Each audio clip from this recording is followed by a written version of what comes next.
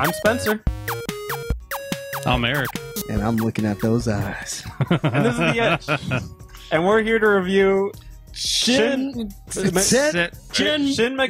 Tensei Devil's Dream.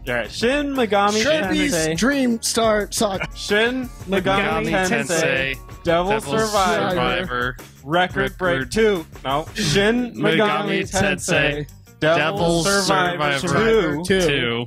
Record Breaker. Record Breaker. Woo! Guinness Book Edition. All right. Awesome. This is a game on the Nintendo 3DS. The 3DS. It's a remake of a Nintendo DS game of a similar name. That I'm not going to bother trying to repeat that again. Oh, which one? And it is a strategy tactics RPG in kind of a similar vein of Fire Emblem or Final Fantasy Tactics, that kind of thing. Yes. Okay. So Or Shining Force. or Shining Force. Or War Song. Yeah, whatever the crap. We just talked about that. Guys talk about. So, what is the game? It's Shin Megami Tensei. If you're not familiar, is kind of a series of Japanese games. There's kind of a family of them. Like Persona's a part of the family. SMT, which is Shin Megami Tensei, like 1, 2, 3, 4 is part of it. And this is just another spin-off of it. It's called Devil Survivor. And it takes place in a sort of apocalyptic setting where the apocalypse kind of happens while you're walking around being teenagers. You guys get demons into your phones, because apparently it's in an app now. It's all very, current with its styles and everything. I just got the Sigario app. Pretty much. Everywhere. Yeah, the app downloads your phone. You don't know why or how it did it, and it's a big mystery. Yada yada. It solves during the game. And the apocalypse happens, so you have to use these demons to help you fight everybody off. Whoop, whoop. All right. Essentially, the way I would describe it is Fire Emblem meets Pokemon meets I can't even think of another Fire one, Emblem. but it's just absurd how many things it combines. So how does it play? Again, it's a tactics RPG. You're gonna go from your mission to mission and just fight on a grid where everybody on this grid kind of runs next to each other, or you can do a range attack occasionally. And you engage in this battle where it's a 3 versus 3. So what does that mean? It means that you have one character in the middle, and then you have 2. Should I just stop? No, you're fine. All right, so I'm listening. human being just being adjusted right. And you have 2 demons, one on each side of you. So you attack that guy, and then based on your agility, everybody gets to make an attack. Fuck him up. And then just like Pokemon, like Fire, everybody has weaknesses, so you can hit their weaknesses and gain extra attacks and bonuses and do extra damage. We all have weaknesses in life. Yep, we do. Yours is apparently stature or Chicken. Chicken. I didn't say it, but it is. So Tamales. Mine makes perfect sense. Mine's watermelon. Oh, clearly. Yeah, the blackest one here. So the other part of it is that there's kind of a small bit of life sim. Anybody that's played Persona knows that these types of games love to emulate real life, where you meet people and you build relationships. It's pretty shitty, to be honest.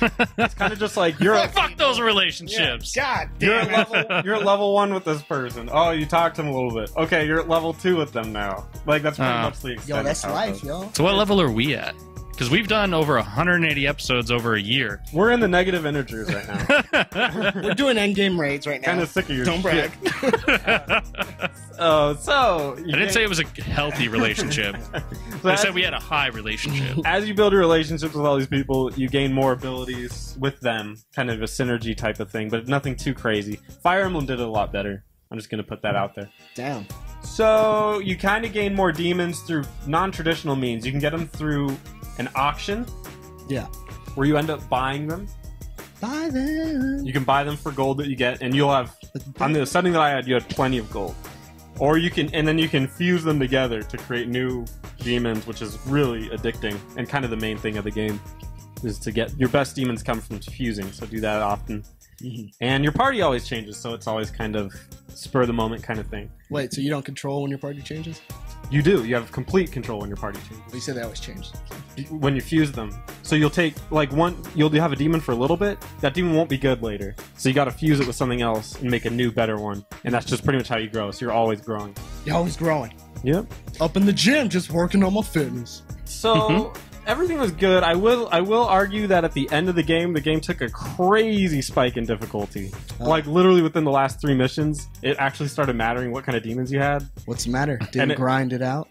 I played this game for 40 hours. I ground. 40 hours? 40 hours I played this game. Shin Megami Tensei Dragon Devil Slayer Survivor 2, you played for 40 hours? 40 hours trying to get through this game. No life.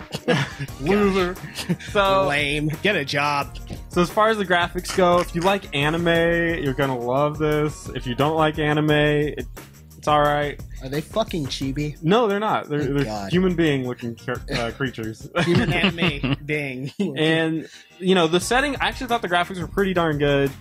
Everything was good. The women in it, while they're not incredibly busty, like their breasts aren't insanely large, it looks like they're all wearing some kind of Victoria's Secret Wonder Bra, because it looks like they're like right up against their face. Way to go, Shin Megami. Yeah, so it's interesting, but I kind of expected it out of the series, so it's whatever.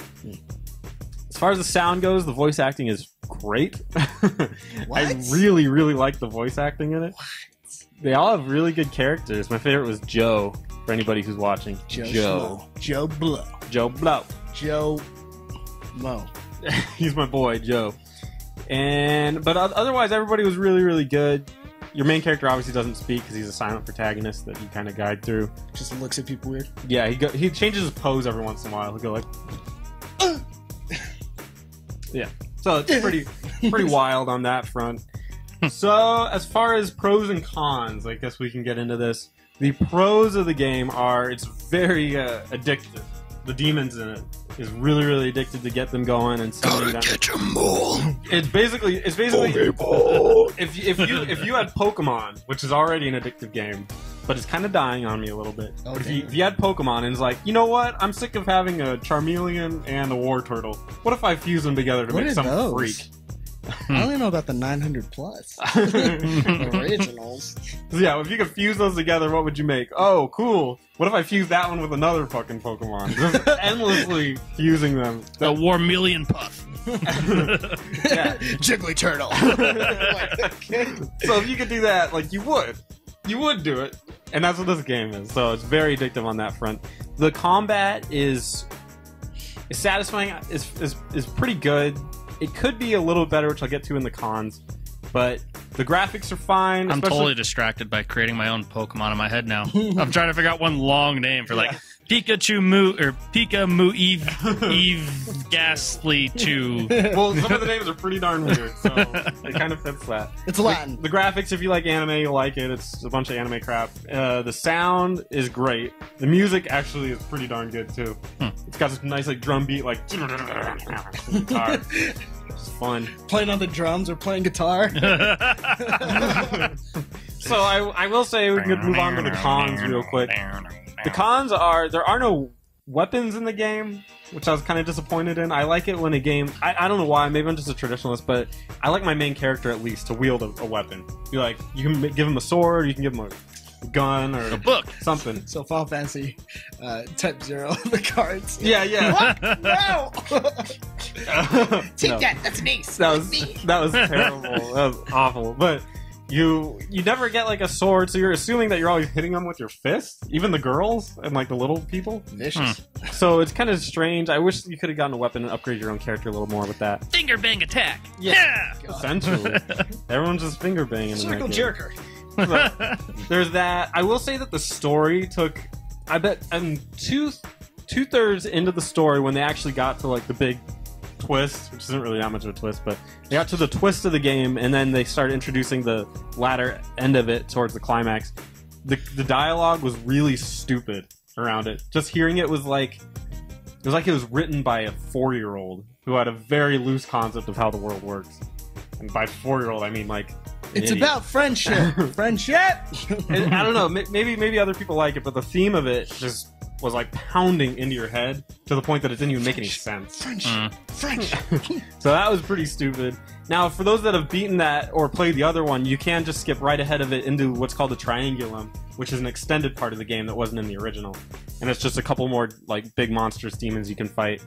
And that's interesting too. I would say that's probably a selling point to people that have already bought it.